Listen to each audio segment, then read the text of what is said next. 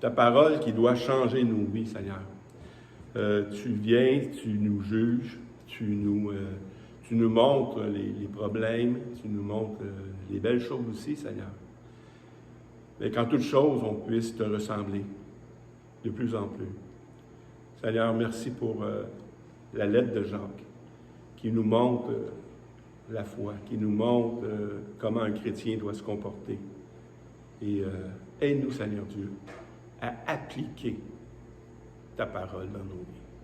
Amen. Donc, comme j'ai dit, je le répète encore une fois, Jacques s'inspire abondamment du Sermon sur la montagne.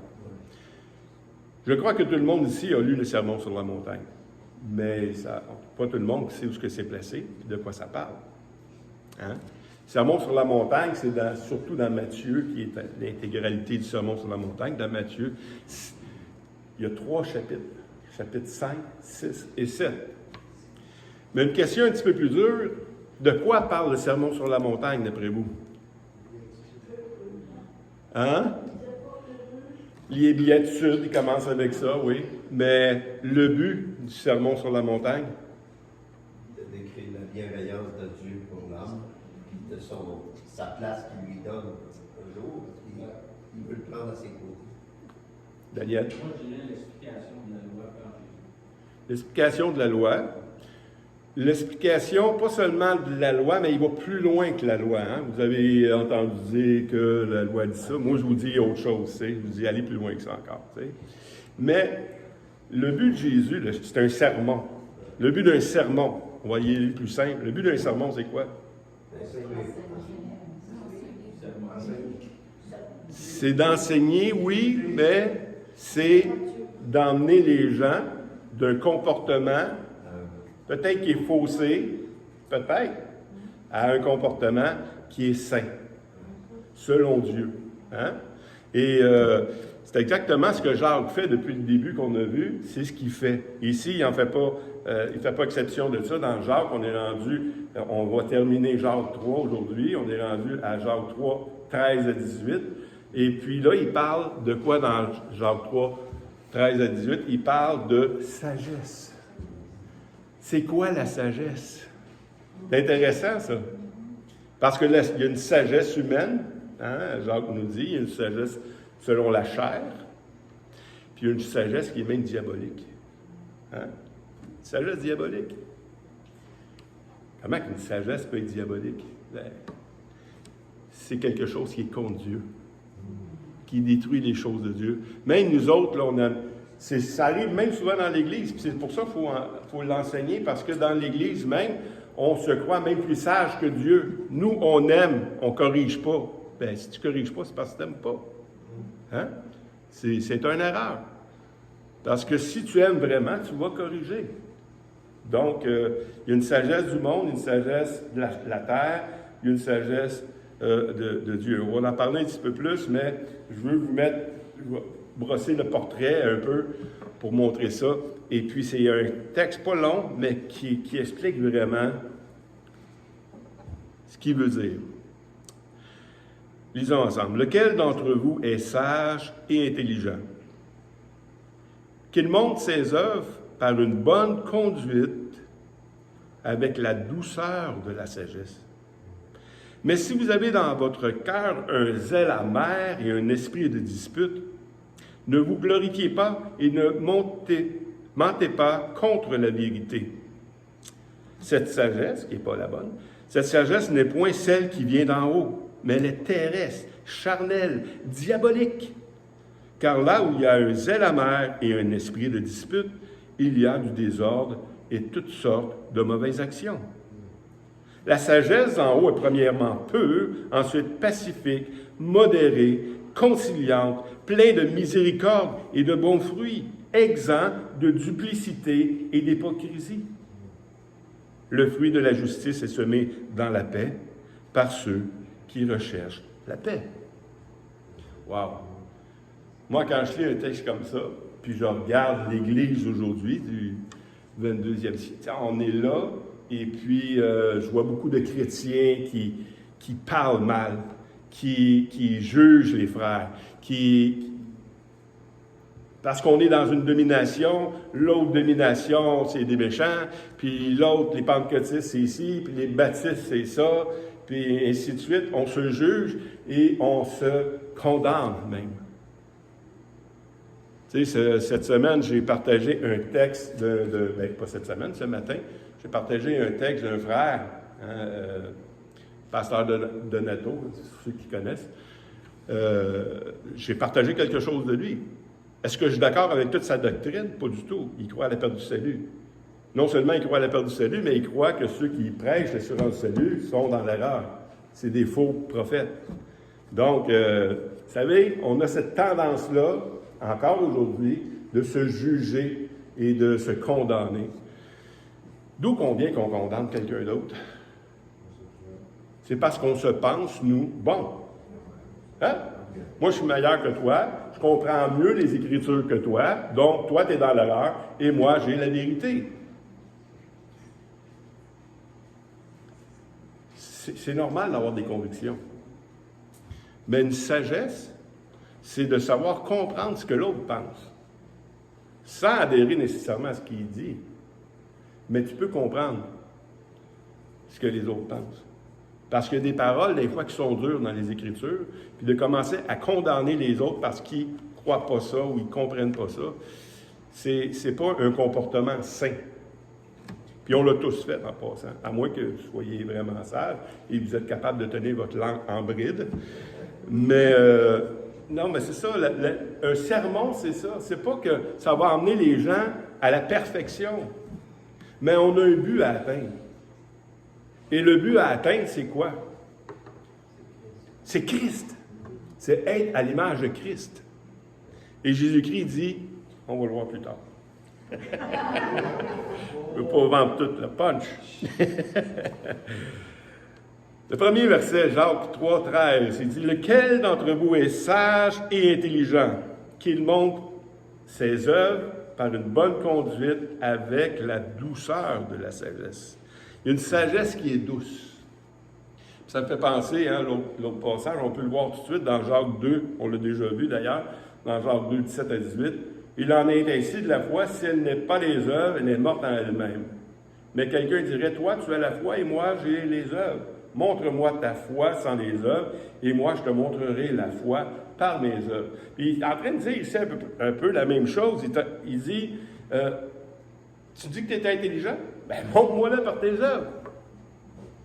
Parce que l'intelligence ou la sagesse se voit comment? C'est sûr que des passages dans la Bible, ils disent, ben, celui qui se tait passe pour un sage. Hein? Mais, si tu es doux, tu veux être sage? Sois comme le Seigneur. Doux et humble. C'est comme ça qu'il faut être sage. J'ai pas vu le Seigneur Jésus crier au meurtre parce que le monde était méchant. Mais je vois plein de chrétiens qui crient au meurtre parce que le monde est méchant. Même à la shop, je parlais avec un compagnon, puis lui, il dit « Hey, tu t'en vas, tout ça. » Puis il dit « Ouais, mais c'est sûr, avec les méchants patrons qu'on a, tu sais, ben, il ne l'a pas dit dans ces mots-là, mais je vous épargne le langage. Mais il dit « Non, c'est pas pour ça, parce que peu importe où tu vas aller, ça va être la même chose. Le monde est le monde. Puis je ne suis pas mieux que le monde. La seule différence entre moi et le monde, c'est Jésus-Christ dans ma vie. Hein? La sagesse, il ne faut pas se penser plus sage qu'un autre. Mais je dois le démontrer. Le démontrer par une bonne attitude. Démontrer ma compréhension de ce qui est les choses et démontrer ma compréhension de qui est Dieu pour moi. Qui est Dieu pour moi? Si vraiment Dieu est pour toi, tu ne crieras pas au meurtre à 3 fois qu'il t'arrive de quoi. Vous dites, oh, t'as un peu, j'ai quelqu'un qui s'occupe de moi, là. Le Seigneur Jésus-Christ s'occupe de moi. Donc, mon comportement va aller avec ce que je dis que je suis. Si quelqu'un d'entre vous est sage et intelligent, bien qu'il le montre. Sois calme. Malgré les adversaires. Deuxième verset, Jacques 3, 14. Mais si vous avez dans votre cœur un zèle amer et un esprit de dispute, ne vous glorifiez pas et ne mentez pas contre la vérité. Ça, c'est intéressant aussi. Parce que un esprit amer, là, être amer de tout ce qui arrive, là, vous savez, on prend des décisions souvent, des mauvaises décisions, puis on devient amer envers une situation, envers une injustice, envers un événement qui arrive. Et puis là, on choque. Hein? Mais le problème, c'est qu'on veut justifier notre réaction, même à aller jusqu'à renier ce qui est écrit. On prend un morceau des Écritures, puis on justifie le mal qu'on fait à cause de ce petit passage-là, au lieu de regarder l'ensemble des Écritures pour démontrer comment on doit réagir. C'est intéressant, ça. Je vais juste le relire. Jacques 3,14. « Mais si vous avez dans votre cœur un zèle amer et un esprit de dispute, ne vous glorifiez pas et ne mentez pas contre la vérité. » Il faut y aller avec le même sens que Jésus. Je ne l'ai pas écrit, là, je ne vais pas chercher le passage, mais je fais penser à Jésus quand les Juifs amènent cette femme prise en état d'adultère. Comment les Juifs voulaient la condamner. Ah, il est écrit, là, il y a un zèle pour la loi. Puis il amène ça à Jésus. Jésus, qu'est-ce qu'il fait? Il est doux et humble. Doux et humble. Puis il le met sur le nez, mais comme elle a dit, que le premier qui a péché, qui lance sa première pierre. Puis tout le monde s'est retiré. Il est doux et humble. Il n'est pas en train de condamner le Seigneur Jésus. Il veut racheter le Seigneur Jésus. Il veut pardonner le Seigneur Jésus. Puis nous, si quelqu'un nous fait du mal, ben on à la guillotine tout de suite, puis la corde, puis chaise électrique. On ne veut plus rien savoir. Dans Galates 1, 13 à 14, dit « Vous avez su en effet qu'il est autrefois... s'il y en a un qui avait un zèle amer, c'est bien Paul. « Vous avez su en effet quelle était autrefois ma conduite dans le judaïsme, comment je persécutais à outrance et ravageais l'Église de Dieu, et comment j'étais le plus avancé dans le judaïsme, et beaucoup de ceux de mon âge... plus avancé dans le judaïsme que beaucoup de ceux de mon âge et de ma nation, étant animé d'un zèle excessif pour la tradition des pères. » C'est intéressant, ça. Il y a un zèle excessif. Il connaît les choses de Dieu. Mais eux, les maudits, là, qui ne sont pas dans notre gang, là, hein? On va les traîner en justice, on va les faire pendre, on va les battre. C'est ça, le zèle excessif. 1 Corinthiens 8.1, pour ce qui concerne les viandes sacrifiées aux idoles, nous savons que nous avons tous la connaissance, mais la connaissance entre, mais l'amour édifie. Si quelqu'un veut montrer qu'il est sage, ça veut dire que la sagesse vient avec une connaissance de Dieu, pas une connaissance du monde. Cette connaissance-là va changer ton comportement. Romains 12, 16, « Ayez les mêmes sentiments les uns envers les autres. N'aspirez pas à ce qui est élevé, mais laissez-vous attirer par ce qui est humble. Ne soyez point sages à vos propres yeux. » Ne soyez point sages à vos propres yeux. Vous savez, quand tu vas à l'université, tu es confronté avec différentes pensées. Vous avez de tous les milieux. Et puis, c'est facile de juger, de commencer à juger. Puis, mais j'ai eu des docteurs en théologie qui pensaient, un pensait d'une manière, puis l'autre pensait d'une autre manière. Un docteur en théologie, c'est pas un épais. C'est quelqu'un qui étudie avant moi, puis qui a... C'est du monde qui ont étudié. Pourtant, ils ont des opinions différentes. Fait que si quelqu'un pense connaître quelque chose, ben montre-le par ta sagesse. Sois pas sage à tes propres yeux, sois pas intelligent à tes propres yeux, mais accepte les autres, une douceur, l'amour les uns des autres. C'est à quoi nous sommes appelés. Puis Jacques va le dire dans la prochaine étude aussi, dans Jacques 4, 11, il dit « Ne parlez pas mal les uns des autres, frères, que celui qui parle mal d'un frère et qui juge un frère parle mal de la loi et il juge la loi. Or, si tu juges la loi, tu n'es plus observateur de la loi, mais tu en es juge. » Wow! Juger les autres, c'est ce que Jacques est en train de condamner. Puis quand on enseigne, en passant, on juge. C'est intéressant. C'est pour ça qu'il dit, qu'on a vu la semaine passée, qu'il n'y a pas de beaucoup de gens qui enseignent, parce que soyez jugés plus sévèrement. Pourquoi? Parce que toi-même, tu juges. Toi-même, tu juges. On va continuer dans Jacques. C'est bien ça?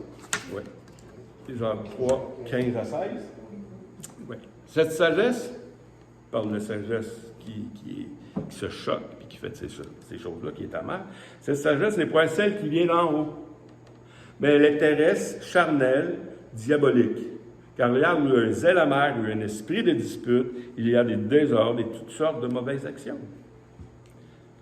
De désordres et de mauvaises actions. Moi, j'aime bien assister à... il y a des chrétiens, là, des plus zélés que d'autres, là, des gens plus instruits, on va dire aussi, qui font des débats. Tu sais, on prend une doctrine, on met ça devant les gens, puis là, on invite des personnes de différentes confessions, puis on débat. Là. Et puis, j'aime ça parce que il y a une maturité aussi. Hein? Il y a une faiblesse, mais aussi ceux qui ont beaucoup étudié, il y a une maturité. On n'est pas là pour s'insulter, on est là pour débattre un point. Pourquoi je crois ça? Dans le respect de l'autre, toujours. Et ici, il dit que la sagesse qui vient du monde, charnelle, diabolique, c'est celle qui veut, c'est un esprit de dispute et du désordre et des mauvaises actions, c'est que ça t'amène même à vouloir la perte de l'autre. On va voir un peu la sagesse, parce que un qui parle de la sagesse dans la Bible, c'est qui? Salomon. Hein? Salomon. Et on va voir dans 2 Chroniques 1, 7 et 10 à 12. Quand Salomon est devenu roi, il a demandé quelque chose à Dieu. Pendant la nuit, Dieu apparut à Salomon et il lui dit « Demande ce que tu veux et que je te le donne. » Wow! Si Dieu t'apparaît et dit « Demande-moi ce que tu veux que je te le donne », la réponse serait différente. Mais Salomon demande quelque chose d'intéressant ici. Parce qu'il sait c'est quoi son appel. Il sait qu'il s'en va être roi. Il sait qu'il va pouvoir qu'il juge le peuple d'Israël. Donc, il a demandé quoi? La sagesse. Accorde-moi donc de la sagesse et de l'intelligence, afin que je sache me conduire à la tête de ce peuple. Car qui pourrait juger ton peuple, ce peuple si grand? Dieu dit à Salomon, puisque c'est là ce qui est dans ton cœur, puisque tu ne demandes ni des richesses, ni des biens, ni de la gloire, ni la mort de tes ennemis, ni même une longue vie, et que tu demandes pour toi de la sagesse et de l'intelligence, afin que de juger mon peuple sur lequel je t'ai fait régner. La sagesse et l'intelligence te sont accordées. Je te donnerai, en outre, des richesses, des biens et de la gloire, comme n'a jamais eu aucun roi avant toi, et comme n'en aura aucun après toi. Donc, Salomon a demandé la sagesse. Mais ici, j'aimerais vous poser une question. Est-ce que cette sagesse que Salomon a eue, elle venait de Dieu? Par rapport au texte de Jacques, est-ce qu'elle était terrestre, charnelle, diabolique ou d'en haut? OK. Et terrestre. Parce que Salomon a expérimenté toutes sortes de sagesse. Pas seulement celle de Dieu, il a expérimenté la folie de l'homme également. Elle ne vient pas de Dieu, celle-là. Hein? Il a fait des choses que même la parole de Dieu condamne. Hein? Et la parole de Dieu dit de ne pas avoir de grand nombre de troupeaux. Et Salomon, il y a eu des chars, il y a eu des chevaux comme jamais d'autres. Il en a eu des richesses comme jamais d'autres. Il en a eu. Donc, c'est le fun de voir que Salomon, la sagesse qu'il a eue pour moi, John MacArthur dit la même chose, c'est surtout de cette terre, pour régner sur cette terre. pour diriger sur cette terre. C'est pas la sagesse de la connaissance d'en haut. C'est ce qu'il dit clairement aussi. Il dit pour juger ce peuple et régner C'est sur ça, lui. c'est ça. C'est cette sagesse-là. C'est ça. Dans Ecclésiaste 2.3, il dit, Salomon, ce que je suis en train de vous dire, c'est que j'ai résolu en mon cœur de livrer ma chair au vin, tandis que mon cœur me conduirait avec sagesse. Wow! Ça, c'est dur. Essayer de me saouler, puis agir avec sagesse pareil. Pas sûr. Et de m'attacher à la folie jusqu'à ce que je visse ce qui est bon pour les fils de l'homme de faire sous les cieux pendant le nombre de jours de leur vie. Fait que cette sagesse-là est là. Dans Ecclésiaste 8, 16 à 17, il dit « Lorsque j'ai appliqué mon cœur à connaître la sagesse et à considérer les choses qui se passent sur la terre, car les yeux des hommes ne goûtent le sommeil, ni jour ni nuit, j'ai vu toute l'œuvre de Dieu. J'ai vu que l'homme ne peut pas trouver ce qui se fait sous le soleil. Il a beau se fatiguer et chercher, il ne trouve pas. Et même si le sage veut connaître, il ne peut pas trouver. Parce que la vraie sagesse vient d'en haut, de Dieu. On aurait pu prendre beaucoup d'exemples. Daniel, qui était 10 fois supérieur en sagesse aux autres. Ainsi de suite. Mais il y a une sagesse qui vient de Dieu, puis une sagesse qui vient de ce monde.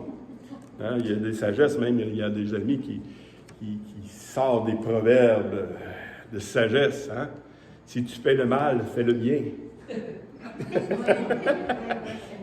On l'entend dans là, mais tu sais, il y a des proverbes de même de sagesse qui ne sont pas vraiment de Dieu. Mais Salomon dit aussi dans Proverbe 9.10, le commencement de la sagesse, c'est la crainte de l'Éternel, et la science des saints, c'est l'intelligence. Wow! C'est la crainte de l'Éternel. C'est le commencement de la sagesse. Dans Jacques 3.17, on achève déjà, la sagesse en haut est premièrement pure, ensuite pacifique, modérée, conciliante, pleine de miséricorde et de bons fruits, exempt de duplicité et d'hypocrisie. Il y a 7 termes qui définissent la sagesse ici. Wow! Quand j'en entends un chrétien là, qui commence à blaster tout le monde, là, j'ai dit, écoute, t'en manques un peu de sagesse. Là. Parce que, vous savez, il y a une mode là, de ce temps-ci. Là. Il y a des chrétiens qui rentrent dans des assemblées puis commencent à condamner le monde devant l'assemblée. Là. Les pasteurs. Puis j'ai vu ça, là, dernièrement. Et j'aurais le goût de le dire. Hein. Lisez donc, Jacques 3.17. Tu veux être sage? Tu penses sage, là? Bien, regarde, c'est quoi la sagesse? Puis cette sagesse-là, on va le voir, c'est 7 termes, 7 qualificatifs de cette sagesse qui se retrouvent dans La sagesse d'en haut. dans la sagesse d'en haut, mais aussi dans la sagesse du sermon sur la montagne. Fait que, presque toutes. J'ai juste modéré que je n'ai pas vu, mais tous les autres. Fait qu'on va les voir un par un. Une sagesse qui est pure. Une sagesse qui est pure, c'est quoi? C'est les pensées mauvaises sont en horreur à l'Éternel, mais les paroles agréables sont pures aux yeux de Dieu. Wow! Tu veux passer pour un sage? Fais attention à ta bouche. La manière qu'on a vu, hein, Jacques, c'est important pour lui. Si tu veux montrer que tu es sage, si tu veux montrer que tu as la foi, si tu veux montrer toutes sortes de choses, fais attention à tes paroles. Parce qu'ici, la parole de Dieu nous montre que si tu veux être pur, fais attention à ce qui sort de ta bouche. Dans Matthieu 5.8, qui est le sermon sur la montagne, « Heureux ceux qui ont le cœur pur, car ils verront Dieu. » La bouche parle de l'abondance du cœur. Fait que si ton cœur n'est pas pur, tes paroles ne seront pas pures. Ensuite, la sagesse qui est pacifique, qui ne cherche pas l'épreuve. Être pacifique, c'est qu'on ne cherche pas l'épreuve de force, les conflits. C'est quelque chose qui aspire à la paix.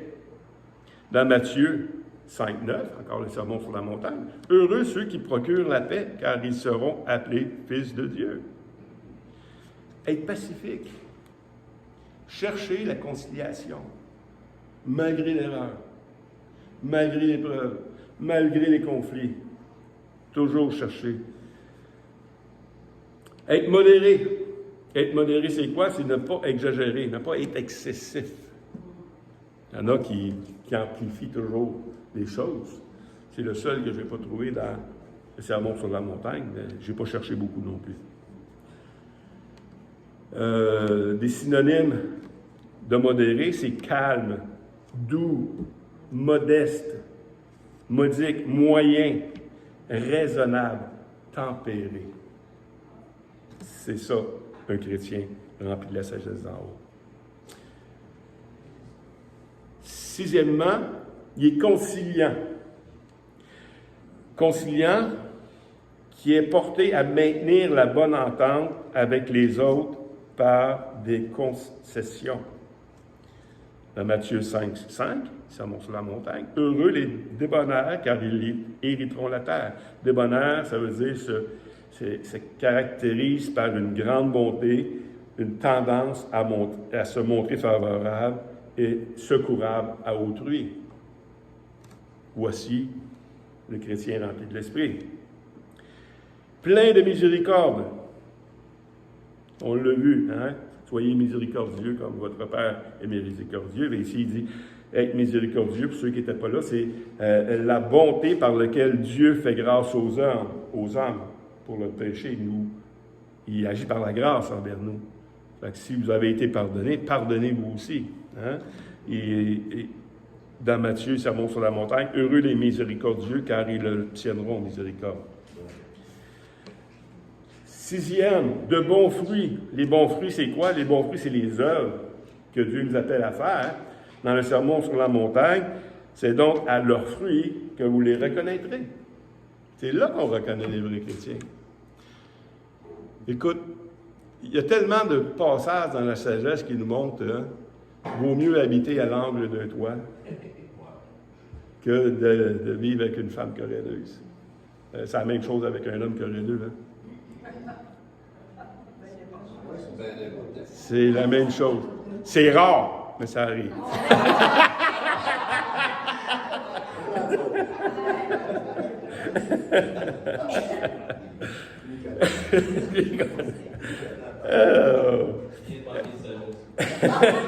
Non, c'est rare, c'est une sagesse. Et le dernier, c'est exemple de duplicité et d'hypocrisie. Ça, c'est facile à comprendre. La duplicité, c'est d'avoir deux sortes de langage, deux sortes de comportements. Dans Matthieu, Sermon sur la montagne, Matthieu 5, 37, que votre parole soit oui, oui, non, non, c'est qu'on l'ajoute, vient du malin. Ça veut dire, respecte ta parole. Ça, cette petite phrase-là, être exemple de duplicité, d'hypocrisie, pour nous qui sommes croyants, qui tendent à devenir comme Christ, là, on est souvent ciblés et pointé là-dessus. Oui. Parce qu'on est en train de changer. Comme tu expliquais si bien tantôt, on vit dans un monde où on est porté à condamner. Alors, les gens vont dire, ben, t'es double, t'es hypocrite, on te condamne, ils t'en veulent. Oui. Parce que on n'est pas parfait. On tend à marcher comme Jésus. C'est ça. À cause de ça, on est souvent sujet à être condamné, plus que la majorité des gens. On est sensible aussi, sensible dans le sens que on désire faire la volonté de Dieu. Ouais. Puis comme Paul disait, mon esprit veut faire la volonté de Dieu, mais ma chair, j'ai comme une lutte. Alors je suis tiraillé, et je ne fais pas le bien toujours que je veux faire. Des fois, je fais le mal que je ne veux pas. Fait que là, les gens disent, ah ben, toi là, ça fait tard. Ouais. Parce que, comme tu disais, on est une pancarte, le monde nous regarde agir parce qu'on se dit, pas qu'on se dit, mais qu'on dit qu'on est croyant, Ouais. puis qu'on dit ça aux gens. Alors ça, on se fait. C'est ça. Quand j'étais camionneur, j'avais une croix en avant de mon camion allumé, tu sais.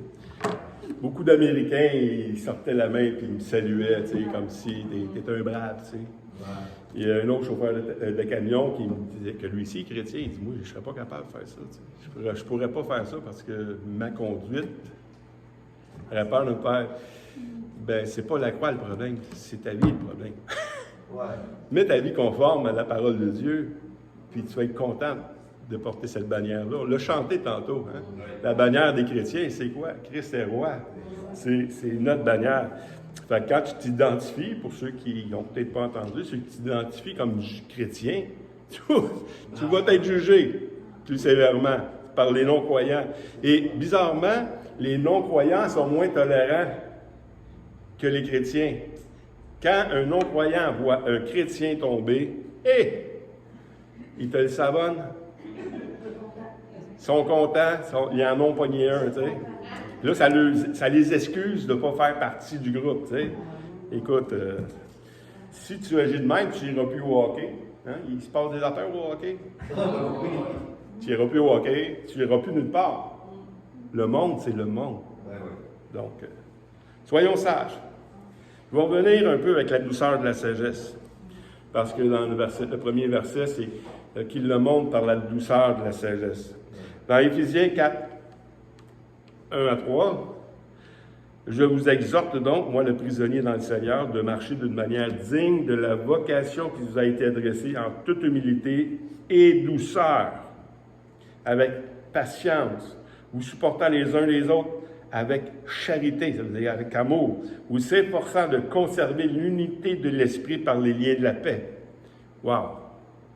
Il n'y a pas plus clair que ça, là, mais on voit souvent que la douceur vient souvent avec l'humilité. L'humilité ou douceur vont ensemble. Colossiens 3,12. Ainsi donc, comme des élus de Dieu saints et bien-aimés, revêtez-vous d'entrailles de miséricorde, de bonté, d'humilité, de douceur, de patience. C'est notre mandat. C'est ce que tout chrétien devrait aspirer. Si tu aspires à ça, voici les critères.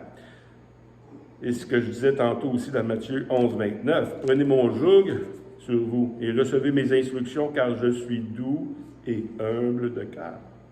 Et vous trouverez du repos pour vos âmes. » Il faut se reposer en Jésus-Christ. Il faut arrêter de s'énerver par les choses.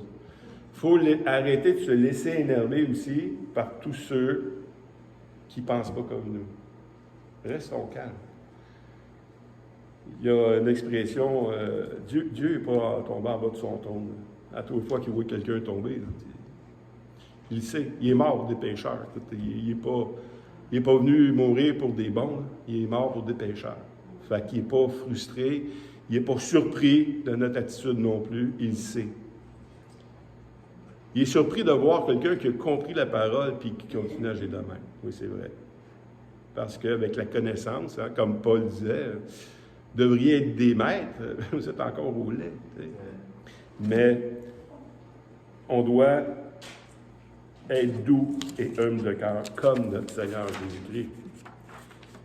On achève bientôt, Jacques 3, 5, il dit un peu la même chose, hein, de la même langue. La langue est un petit membre, elle se vante de grandes choses. C'est pour ça que je dis que l'humilité et la douceur vont ensemble. On se vante de grandes choses. Et la douceur, c'est aussi un fruit de l'esprit dans Galates 5, 22, mais le fruit de l'esprit, c'est l'amour, la paix, la joie, la douceur. La douceur. La sagesse, douceur. Vous voulez m'épater, vous voulez me montrer là, que vous êtes rempli de l'esprit? Soyez doux. On est dans un drôle de siècle pareil. Hein? C'est à la mode d'être rebelle. Puis on aime ça, passer pour des rebelles. Mais la parole de Dieu a dit le contraire. Vous voulez paraître des sages? Soyez doux. On n'est pas des rebelles. On n'est pas des rebelles. On est des enfants de Dieu. Daniel. Tu sais, dans l'Église, là, à un moment donné, des fois, là, on pense qu'on s'est dit, on est comme dans un combat contre le monde pour la vérité. Il faut afficher nos convictions. Je pense que dans notre affichage de convictions, on n'a pas mis en parallèle tout en étant Dieu. Puis je pense qu'on ne se rend pas compte des fois qu'on est raide, même peut-être entre nous. Parce que l'affaire qu'on veut être sûr qu'il passe, là, c'est notre point de vue. Là. Puis il faut qu'il ait bien compris. Tu sais, là, si ça a rentré, tant mieux. Mais le comment qui a rentré, tu l'as partagé, est tout aussi important. Amen. Daniel, il a compris le message.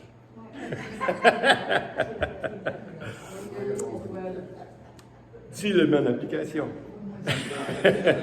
Jacques 3,18. Le dernier verset. Le fruit de la justice est semé dans la paix par ceux qui recherchent la paix. Par ceux qui recherchent la paix. Même la correction. Même si on met quelqu'un sous discipline. Le but de la discipline, c'est quoi? C'est la paix. C'est que la personne reconnaît son erreur puis marche dans la vérité. C'est ça, la paix. Le fruit de la justice, en jus, celle qui est la sagesse qui vient d'en haut, c'est celle de la paix. C'est le message principal des évangiles. Dieu nous a donné la paix entre nous et lui, puis il veut qu'on soit en paix les uns avec les autres. Il n'y a pas plus que ça. Et c'est le mandat de l'Église dans Marc 9,51. Ayez du sel en vous-même et soyez en paix les uns avec les autres. Le sel, c'est quoi? Le sel, pour ceux qui ont dit. Pardon? La foi en action. C'est la foi en action. Le sel, c'est l'alliance. Le sel, hein, quand Jésus parle, vous êtes le sel et la lumière. Le sel et la lumière, si vous êtes le seul peuple qui fait partie d'une alliance avec Dieu. Mais si, il dit ici, ayez du sel. C'est que le sel, comme on a pris le repas du Seigneur tantôt, c'est le signe de la nouvelle alliance. Le sel, c'est votre comportement. Si l'Église perd cette bonne chose, si l'Église perd cette saveur qui est la douceur, cette saveur qui est la bonté, si l'Église le perd, le monde, où ils vont aller? Il n'y a personne qui peut être sauvé. Dans Romains 12, 18, c'est le dernier verset. S'il est possible, autant que cela dépende de vous, soyez en paix avec tous les hommes. Des fois, ça ne dépend pas de nous. Hein? Même si on veut vraiment être en paix avec tout le monde, tu ne peux pas être en paix avec tout le monde si l'autre ne veut pas. Tu peux être en paix seulement avec ceux qui veulent. Et c'est un message que le Seigneur avait pour nous aujourd'hui. Et comme tous les messages, et comme tous les sermons, ce message-là, c'est celui qui devrait nous faire réfléchir. Et quand on se met en colère, et quand on veut frapper du pied, et quand on veut frapper du poing, elle devrait nous rappeler. Non, c'est pas ça quelqu'un qui est né de nouveau.